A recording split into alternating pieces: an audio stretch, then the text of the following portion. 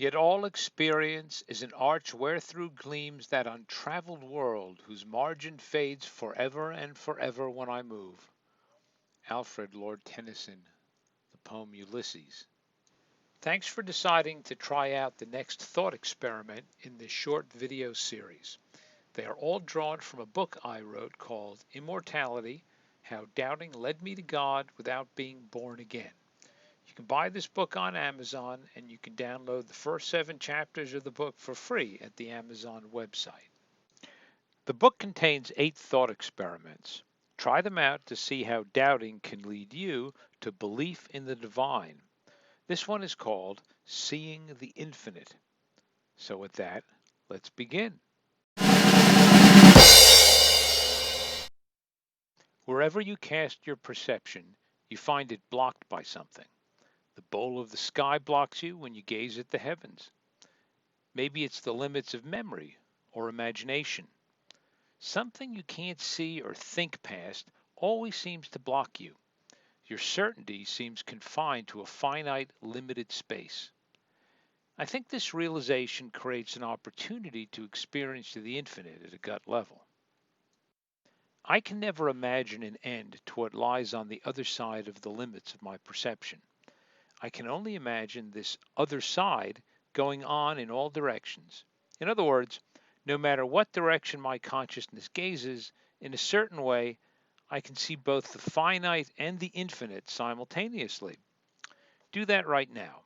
Cast your perception in any direction, or just look at these cool cars on the screen. Note the limit to your perception. Now, ponder what might lie on the other side of that limit and see that it goes on forever.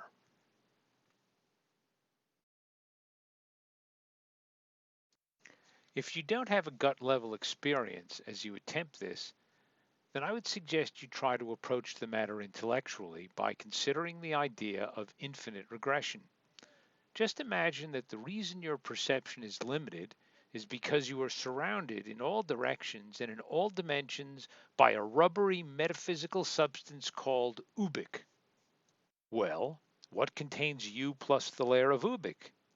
And what contains that? And then what contains that? You can ask this question an infinite number of times. No matter how many times you ask this question, you can never quite reach the threshold of infinity. But I think that gazing toward that threshold allows you to get a whiff of the infinite that stretches beyond us in every direction. Now that you have the idea, try to see more of the many limitations that seem to surround your consciousness, your sense of I am. Reasonable people can disagree, of course, but for me, this so easy you can do it from the comfort of your own living room exercise helps me see how, by acknowledging the limits of my perception, by acknowledging that at minimum, many aspects of who I am are distinctly finite, I come to perceive the edge of that which lies beyond me, the infinite that surrounds me on all sides in every dimension.